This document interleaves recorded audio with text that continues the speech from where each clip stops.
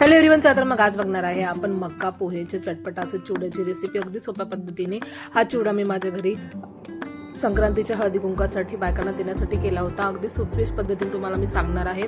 यामध्ये तेलाचं प्रमाण खूप कमी लागणार आहे आणि मसाला पण मी घरी बनवला आहे। तर माझा व्हिडिओ तुम्ही शेवटपर्यंत बघा। अगदी सोपा असा चिवडा तयार होतो आणि खूप स्वादिष्ट लागतो।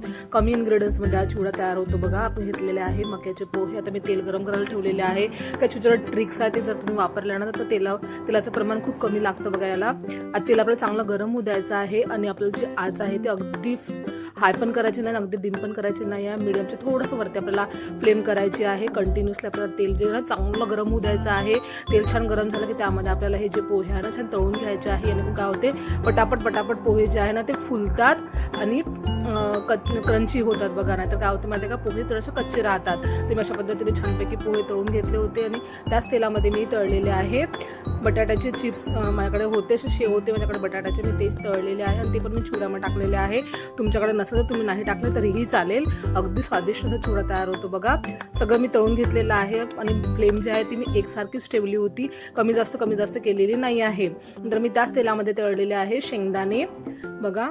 त्याला पण आपण मस्तपैकी खरपूस होईपर्यंत, लाल होईपर्यंत तळणार आहे। अगदी ब्राऊन करायचं नाही आहे। आता काय होतं, शेंगदाणे जे आहे ना ते कडवट लागतात, खायला चांगले लागत नाही, म्हणून आपण थोडंसं आपण त्याला फिक्कट ठेवणार आहे बघा। छान लाल झाले की आपण शेंगदाणे जे आहे ना ते आपण काढून घेणार आहे आणि ते मस्तपैकी आपल्या पोह्यावर टाकणार आहे। शेंगदाण्यानंतर आपण टाकणार आहे खोबऱ्याचे काप। मी सुके खोबऱ्याचे काप करून घेतले होते अशा पद्धतीने। तुम्हाला जर खोबऱ्याचे काप जर आवडत नसेल तर तुम्ही टाकू नका बघा, स्किप केलं तरी चालेल, पण खायला खूप स्वादिष्ट लागते। मस्त खोबऱ्याचे काप आपल्याला तळून घ्यायचे आहे। नंतर आपण वाटीभर डाळवा घेतलेला आहे, त्याला आपण जास्त तळणार नाहीये, ना तर काय होतं माहिती का, ते थोडंसं कडक होतं आणि खाताना दातात अटकतं, मग आपण त्याला फक्त तेलामधून काढून घेणार आहे। नंतर आपण कढीपत्ता घेतलेला आहे, ते पण मस्त छानपैकी आपण क्रंची होईपर्यंत तळून घेतलेला आहे। पुदिना घेतला आहे, ते पण छान तळून घ्यायचा आहे आपल्याला क्रंची होईपर्यंत। पण पुदिना जो आहे ते आपण डायरेक्ट चिवड्यामध्ये न टाकता साईडला ठेवणार आहे थंड व्हायला। आता एक मिक्सरचं भांडं घेणार आहे, त्यामध्ये आपण दालचिनी 2 चमचे, जिरं टाकणार आहे, 2 चमचे सोप टाकायचे आहे, 1 चमचा आपल्याला ओवा टाकायचा आहे। आपण मसाला तयार करत आहे, त्यामध्ये टाकणार आहे आपण 8-9 लवंग टाकायचे आहे, 2 चमचे आपल्याला धने टाकायचे आहे। सोबत त्यामध्ये टाकणार आहे आपण आपले मसाले, म्हणजे हळद, तिखट टाकायचं आहे। मी 2 चमचे तिखट टाकला आहे। आपला चिवड्याचा अंदाज पण आपल्याला सगळं सामग्री टाकायची आहे। धनापूड 1 चमचा आपण साधं मीठ टाकलेलं आहे, 1 चमचा आपण काळं मीठ टाकलेलं आहे, 2 चमचा आपण साखर टाकलेली आहे बघा। सोबतच टमाटर टाकणार आहे आपण मिरेपूड। तुमच्याकडे जर मिरेपूड नसेल तर तुम्ही मिरे टाकले तरीही चालेल। चाट मसाला टाकलेला आहे, 1 चमचा आपण काश्मीरी लाल मिर्च पावडर टाकलेला आहे आणि अर्धा चमचा आपण सायट्रिक ऍसिड टाकलेला आहे। मस्तपैकी बारीक असा आपण मसाला मिक्सरमधून फिरवून घेतलेला आहे बघा। आता बघा माहिती का, हे जे मसाला आहे ना, चाळणी घ्यायची आहे आपल्याला। जो आपण ज्या चाळणीने आपण मैदा वगैरे चाळतो ती चाळणी घ्यायची आहे आणि त्यांनी मस्तपैकी गरमागरम पोह्यावर आपण जे तळलेलं आहे त्यावर चाळून घेणार आहे बघा। अशा पद्धतीने हा मसाला खूप छान लागतो, टेस्टी आणि खमंग आपला चिवडा तयार होते। मार्केटमधून आणायची आपल्याला काहीच गरज नाही, आपण घरी इझिली मसाला बनवू शकतो बघा। आता आपला मसाला छान चाळून झालेला आहे। आता यावर टाकणार आहे आपण जो पुदिना तळून ठेवला होता ना साईडला, तो टाकणार आहे, मस्त बारीक करून टाकायचा आहे। आता आपण मिक्स करूया। आता माझं भांडं जरा लहान पडलं होतं, अशा पद्धतीने मी करण्याचा प्रयत्न केला होता पण ते झालं नाही।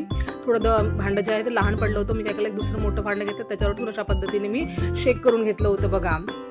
छान आपला चिवडा मस्त मिक्स झालेला आहे मसाल्यामध्ये बघा। छान मी त्याला मिक्स करून घेतलेला आहे अशा पद्धतीने। तर तयार आहे आपला मस्तपैकी मक्याचा चटपटा असा चिवडा बघा। याला तेल पण खूप कमी लागते, मी तुम्हाला दाखवते। मी हे जे चिवडा आहे या भांड्यामध्ये दुसऱ्या भांड्यामध्ये ट्रान्सफर करते बघा। त्या भांड्यामध्ये तेल पण खूप कमी आहे, हाताला पण माझ्या खूप कमी तेल लागलेलं आहे।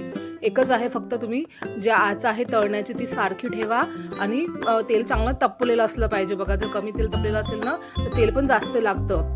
नंतर मी अशा पद्धतीने मस्तपैकी माझ्या बायकांसाठी, माझ्या फ्रेंड्स लोकांसाठी पॅकेटात पॅक केले होते नाश्त्याला देण्यासाठी हळदी कुंकाला। अगदी सोपी रेसिपी आहे की नाही, एकदम मस्त आहे, तुम्ही घरी करू शकता। एकदम चटपट आणि स्वादिष्ट चिवडा आपण मार्केटसारखा घरी बनवू शकतो।